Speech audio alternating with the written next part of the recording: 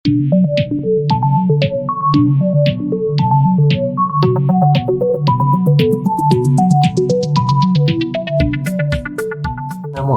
یہ ویڈیو ہے سیرت النبی پر، جس میں آپ سیرت النبی قدم با قدم سنیں گے۔ Please click subscribe button and bell icon. Abraha کے ہاتھی کو اٹھانے کی مسلسل کوشش جاری تھی کہ اچانک سمندر کی طرف سے ان کی طرف اللہ تعالیٰ نے ابابیلوں کو بھیج دیا۔ وہ ٹڈیوں کے جھنڈ کی طرح آئیں۔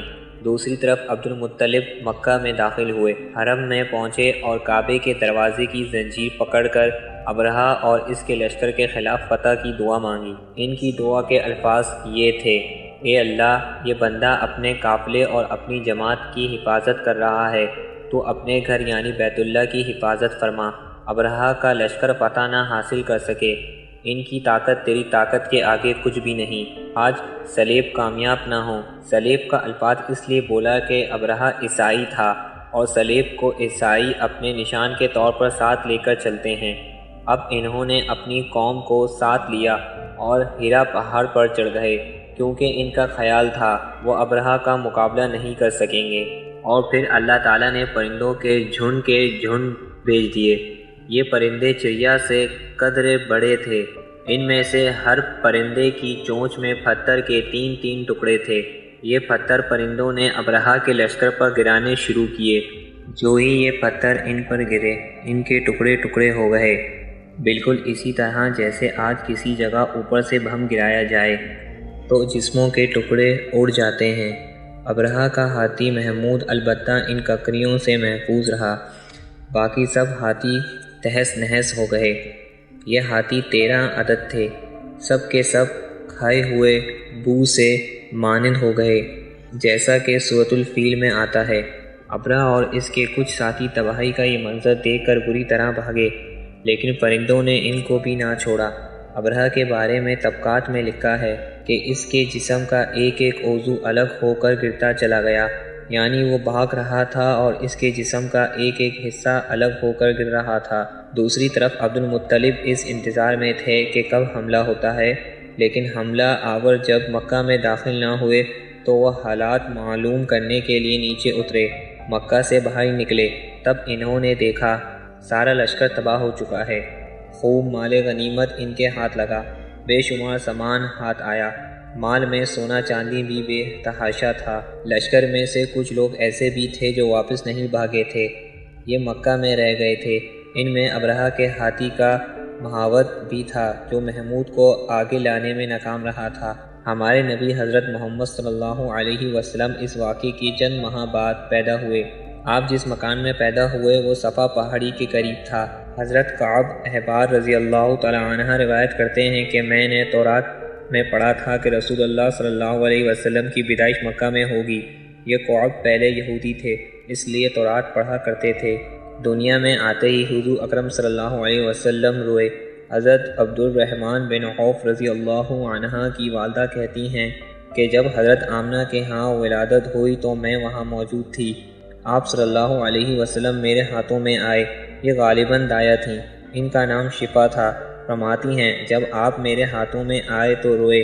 آپ کے دادا عبد المطلب کو آپ کی ولادت کی اطلاع دی گئی۔ وہ اس وقت خانہ کعبہ کا طواف کر رہے تھے۔ اطلاع ملنے پر گھر آئے، بچے کو گود میں لیا۔ اس وقت آپ کی والدہ نے کہا، یہ بچہ عجیب ہے، سجدے کی حالت میں پیدا ہوا ہے، یعنی پیدا ہوتے ہی اس نے پہلے سجدہ کیا، پھر سجدے سے سر اٹھا کر انگلی آسمان کی طرف اٹھائی۔ عبد المطلب نے آپ کو دیکھا، اس کے بعد آپ کو کعبہ میں لے آئے، آپ کو گود میں لیے رہے اور طواف کرتے رہے، پھر واپس لے کر حضرت آمنہ کو دیا۔ آپ کو عرب کے دستور کے مطابق ایک برتن سے ڈھانپا گیا، لیکن وہ برتن ٹوٹ کر آپ کے اوپر سے ہٹ گیا۔ اس وقت آپ اپنا انگوٹھا چوستے نظر آئے۔ اس موقع پر شیطان بری طرح چیخا۔ تفسیر ابن مخلد میں ہے کہ شیطان صرف 4 مرتبہ چیخا۔ پہلی بار اس وقت جب اللہ تعالیٰ نے اسے ملعون ٹھہرایا، دوسری بار اس وقت جب اسے زمین پر اتار دیا گیا، تیسری بار اس وقت چیخا جب حضرت صلی اللہ علیہ وسلم کی پیدائش ہوئی، اور چوتھی مرتبہ اس وقت جب نبی کریم صلی اللہ علیہ وسلم پر سورہ فاتحہ نازل ہوئی۔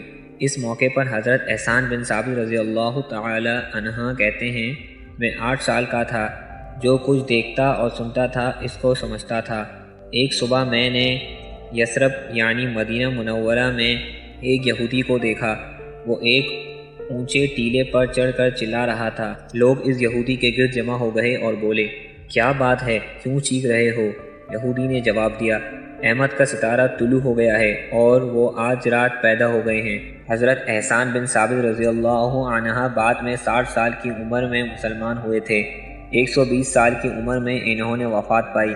گویا ایمان کی حالت میں 60 سال زندہ رہے۔ بہت اچھے شاعر تھے۔ نبی کریم صلی اللہ علیہ وسلم کی اپنے اشعار میں تعریف کیا کرتے تھے اور دشمنوں کی برائی اشعار میں بیان کرتے تھے۔ غزوات کے موقع پر اشعار کے ذریعے مسلمانوں کو جوش دلاتے تھے۔ اس بنیاد پر انہیں شاعر رسول کا خطاب ملا تھا۔ حضرت کعب احبار رضی اللہ عنہ فرماتے ہیں کہ میں نے تورات میں پڑھا تھا کہ اللہ تعالیٰ نے حضرت موسیٰ علیہ السلام کو حضرت صلی اللہ علیہ وسلم کی ولادت کے وقت کی خبر دی تھی، اور حضرت موسیٰ علیہ السلام نے اپنے قوم بنی اسرائیل کو اس کی اطلاع دے دی تھی۔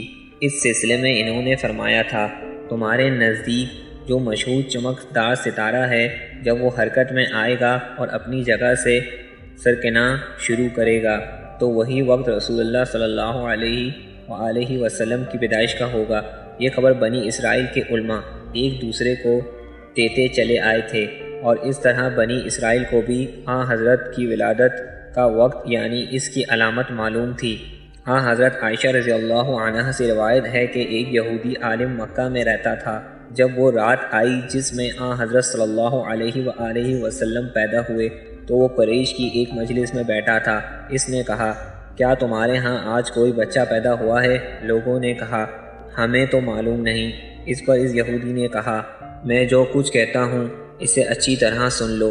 آج اس امت کا آخری نبی پیدا ہو گیا ہے، اور قریش کے لوگوں وہ تم میں سے ہے، یعنی وہ قریشی ہے۔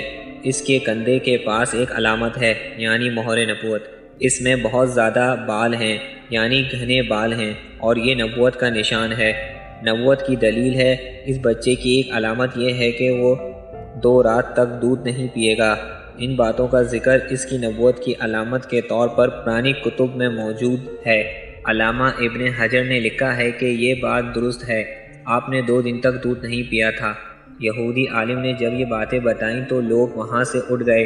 انہیں یہودی کی باتیں سن کر بہت حیرت ہوئی تھی۔ جب وہ لوگ اپنے گھر میں پہنچے تو ان میں سے ہر ایک نے اس کی باتیں اپنے گھر کے افراد کو بتائیں۔ عورتوں کو چونکہ حضرت آمنہ کے ہاں بیٹا پیدا ہونے کی خبر ہو چکی تھی، اس لیے انہوں نے اپنے مردوں کو بتایا۔ آج رات تو پھر عبداللہ بن عبد المطلب کے ہاں بیٹا پیدا ہوا ہے۔ اب یہ بات یہودی عالم کو بتائی گئی۔ اس نے کہا، ذرا چل کر مجھے وہ بچہ دکھاؤ۔ لوگ اسے ساتھ لیے حضرت آمنہ کے گھر کے باہر آئے، ان سے بچہ دکھانے کی درخواست کی۔ آپ نے بچے کو کپڑے سے نکال کر انہیں دے دیا۔ لوگوں نے آپ کے کندھے پر سے کپڑا ہٹایا۔ یہودی کی نظر جو ہی مہر نبوت پر پڑی وہ فوراً بے ہوش ہو کر گر پڑا۔ اسے ہوش آیا تو لوگوں نے اس سے پوچھا، تمہیں کیا ہو گیا تھا؟ جواب میں اس نے کہا، میں نے اس غم سے بے ہوش ہوا تھا کہ میری قوم میں سے نبوت ختم ہو گئی، اور ایک قریشیوں، اللہ کی قسم یہ بچہ تم پر زبردست غلبہ حاصل کرے گا اور اس کی شہرت مشرق سے مغرب تک پھیل جائے گی۔ امید ہے کہ یہ ویڈیو آپ کو اچھی لگی ہوگی۔ پھر ملیں گے اس کے اگلے حصے میں۔ جب تک کے لیے اللہ حافظ۔